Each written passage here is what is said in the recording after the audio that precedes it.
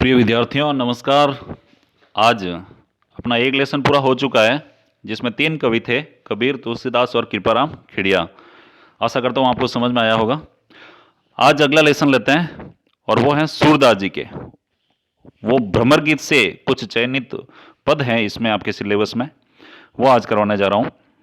तो आज लेते हैं सूरदास जी। मैंने आपको बताया था कि हिंदी साहित्य का जो काल विभाजन है वो 4 भागों में है। आदिकाल, भक्ति काल, रीति काल और आधुनिक काल। उसमें से भक्ति काल मैं बताया था 2 काव्यधाराएं थी, निर्गुण और सगुण। निर्गुण वो थी जो भगवान के रूप रंग आकार को नहीं मानते थे, और सगुण में वे भक्त कवि थे जो भगवान के रूप रंग आकार को मानते थे। तो सूरदास जी भक्ति काल की सगुण काव्यधारा के कवि थे। अभी जो सगुण काव्यधारा है ना, ये भी 2 भागों में थी, राम काव्यधारा और कृष्ण भक्त काव्यधारा। तो सूरदास जी कृष्ण भक्त थे, यानी हिंदी साहित्य के काल विभाजन के क्रम में भक्ति काल की सगुण काव्यधारा के कृष्ण भक्त कवि सूरदास। इनका जन्म सन 1483 ईस्वी में माना जाता है। सूरदास जी का जन्म दिल्ली के निकट सीही नामक गांव में हुआ था, लेकिन अभी तक विद्वानों में मतभेद हैं। कुछ लोग ये रुनकता एक स्थान है आगरा के पास, मथुरा के पास, वहां पे भी इनका जन्म स्थान माना जाता है। रुनकता यानी आगरा के गौ घाट पर उनकी भेंट महाप्रभु वल्लभाचार्य से हुई। उन्होंने सूरदास को वल्लभ संप्रदाय में दीक्षित किया तथा भगवत कथा सुनाई। सूरदास जी पहले कृष्ण भगवान की जो है वो दास्य भाव से भक्ति करते थे। जैसे तुलसीदास जी की भक्ति है दास्य भाव की, मीराबाई की भक्ति है माधुर्य भाव की, वैसे सूरदास जी की भक्ति थी दास्य भाव की। दास्य भाव यानी भगवान का दास बनकर के उनकी सेवा करना, उनकी सेवा में पद रचना करना। लेकिन जब ये गौ घाट पर वल्लभाचार्य जी से मिले तो वल्लभाचार्य ने इनको कहा, एक दुआ कहा कि सूर होके काहे को गिगियात हैं, कुछ भगवत लीला वर्णन करो कि तुम सूर होके, सूर यानी सूर्य की तरह तेज होके, काहे को गिगियात यानी घबराते क्यों हो, तुम तो भगवत लीला का वर्णन करो। और उन्होंने सूरदास जी को दीक्षित किया और भगवत कथा सुनाई। तब से सूरदास जी वल्लभाचार्य जी के शिष्य हो गए। फिर उन्होंने जैसे ये वल्लभाचार्य के शिष्य बने तब इनकी जो भक्ति पद्धति है वो बदल गई। पहले ये दास्य भाव की भक्ति करते थे, फिर ये सख्य भाव की भक्ति करने लग गए। यानी पहले इनकी भक्ति दास्य भाव की थी, और जैसे ही ये वल्लभाचार्य जी से दीक्षित हुए तो इनकी जो भक्ति है वो सख्य भाव में परिणित हो गई। सूरदास जी को वल्लभ संप्रदाय में दीक्षित किया वल्लभाचार्य जी ने, और वल्लभाचार्य जी के एक पुत्र थे, उनका नाम था विट्ठलनाथ। विट्ठलनाथ जी ने एक अष्ट छाप की स्थापना की थी सन 1565 में। उस अष्ट छाप नाम इसीलिए पड़ा क्योंकि उसमें अष्ट यानी 8 कवि थे। उस 8 कवि में 4 तो वल्लभाचार्य जी के शिष्य थे, जिनमें कुंभनदास, सूरदास, परमानंदास, कृष्णदास, और 4 जो थे वो उन वल्लभाचार्य जी के पुत्र यानी विट्ठलनाथ जी के शिष्य थे। कुल मिलाकर 8 कवि होने के कारण इसको अष्ट छाप कहा गया था, और सूरदास जी इस अष्ट छाप के महान कवि थे। तो जो वल्लभाचार्य जी ने जो भगवत कथा इनको सुनाई, जिसके आधार पर कवि ने उच्च कोटि के साहित्य का सृजन किया। सूरदास ने ब्रज भाषा में श्री कृष्ण की लीलाओं का सुंदर चित्रण किया है। वे भक्ति, श्रृंगार एवं वात्सल्य के अनुपम कवि हैं। अनुपम यानी जिनकी तुलना दूसरों से नहीं की जा सकती। सूरदास की प्रमुख रचनाएं 3 मानी जाती है, एक सूर सागर है, एक सूर सारावली और एक साहित्य लहरी। इनमें से सूर सागर इनके अक्षय कीर्ति का आधार ग्रंथ है। सूर सागर जो है उसमें भ्रमर गीत का वर्णन है। भ्रमर गीत में एक भ्रमर होता है, भ्रमर यानी भंवरा। जिस प्रकार भंवरा क्या करता है, फूल का रस चूसता है, और जैसे ही उस फूल का रस पूरा हुआ और भंवरा उस रस को त्याग कर उस फूल को त्याग करके उड़ जाता है, उस फूल की ओर वापस ध्यान नहीं देता। यानी वहां पर एक लंपट प्रवृत्ति का बताया जाता है भ्रमर को, कि जो जब तक उसको स्वार्थ सिद्ध होती है वो उससे प्रेम करता है फूल से, और फिर रस समाप्त होने पर वो फूल को त्याग कर छोड़ जाता है। ठीक उसी प्रकार कृष्ण भगवान भी पहले गोपियों से प्रेम करते थे और फिर गोपियों को छोड़कर मथुरा चले गए, और मथुरा जाकर उद्धव को जो है गोपियों के लिए निर्गुण ज्ञान और योग का संदेश देकर भेजा था। तो इसीलिए वैसा का वैसा वर्णन है। जिस प्रकार भंवरा फूल को छोड़ के चला जाता है, वैसे ही कृष्ण भगवान गोपियों को छोड़कर चले गए, इसलिए उसको भ्रमर गीत का रूप देकर इस सूर सागर में संकलित किया। दूसरा है सूर सारावली, जो सूर सागर का पूरा सारांश है इसमें। और तीसरा है साहित्य लहरी, जिसमें दृष्टकूट पद है, नायिका भेद है आदि कई काव्यांग विवेचन किया गया है। इनमें से सूर सागर इनके अक्षय कीर्ति का आधार ग्रंथ है। सूरदास अष्टछाप के शीर्ष कवि हैं, मैंने आपको बताया था।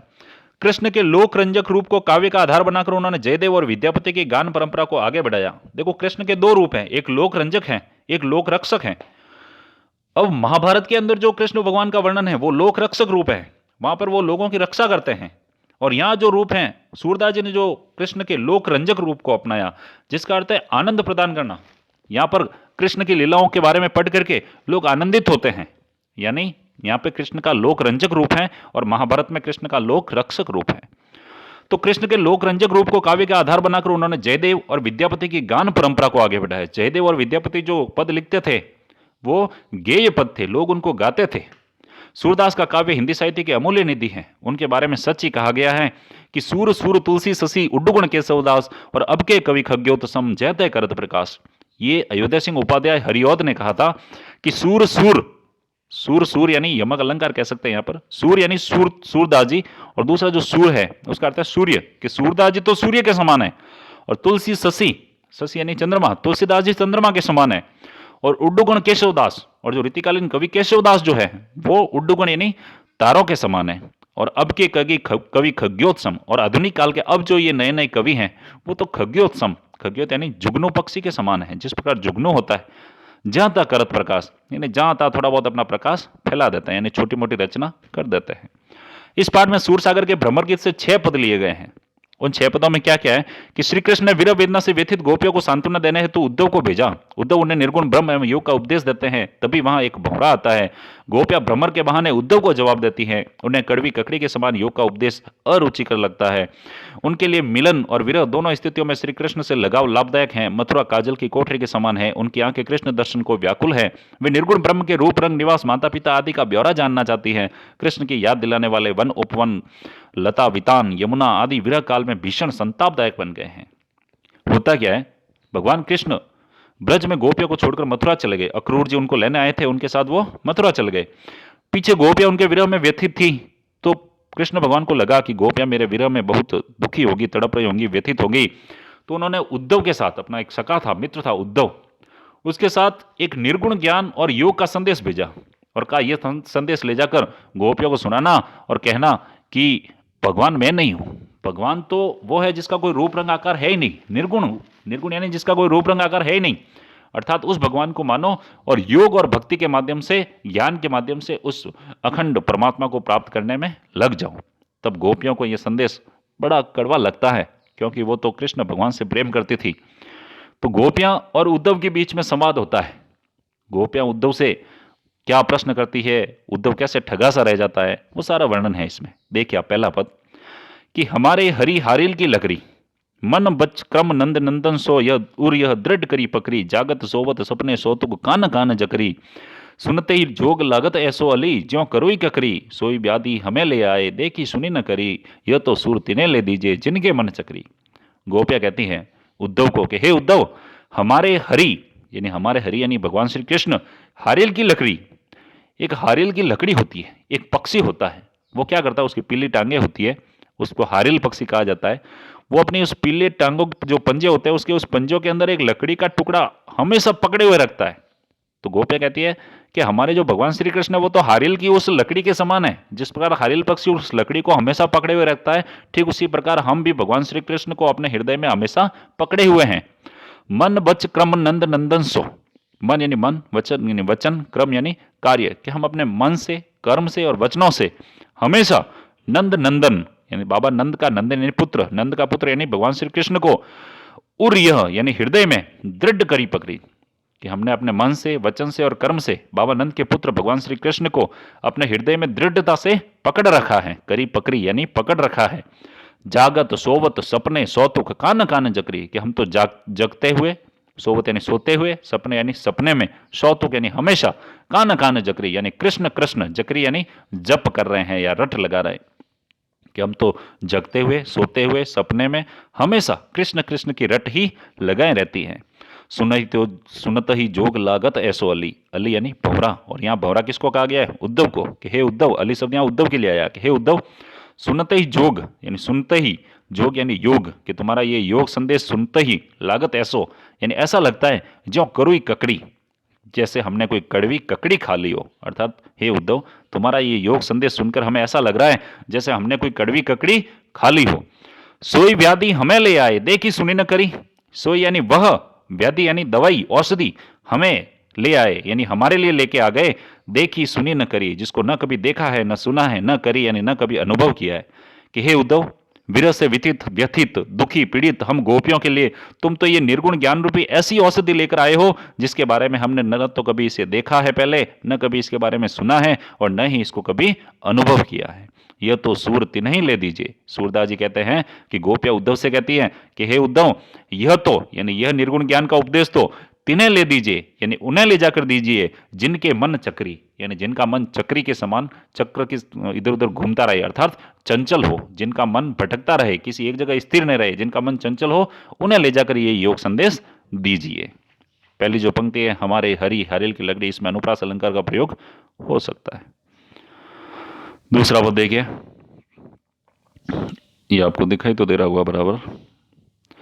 हम तो दो भांति फल पायो, जो ब्रजनाथ मिले तो नीको नातर जग जस गायो। कहाँ वे गोकुल की गोपी सब बरनहीन लघु जाति, कहाँ वे कमला के स्वामी संग मिली बैठी एक पांति।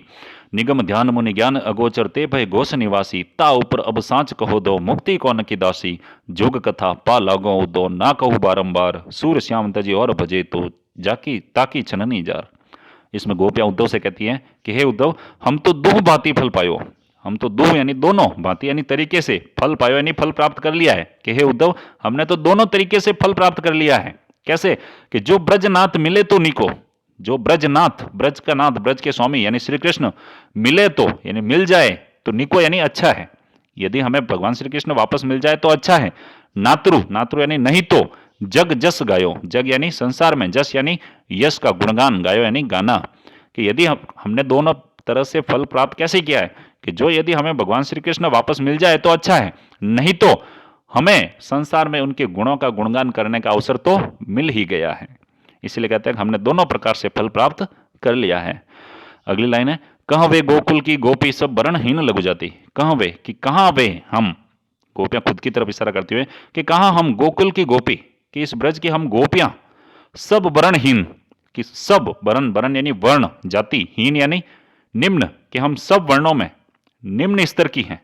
जो वर्ण है, ब्राह्मण, क्षत्रिय, वैश्य, शूद्र, इनमें हम सबसे निम्न वर्ण की मानी जाती है, और लघु जाति, और हमारी जो जाति है वो भी लघु यानी छोटी, या हम निम्न जाति और निम्न वर्ण की गोपियां हैं।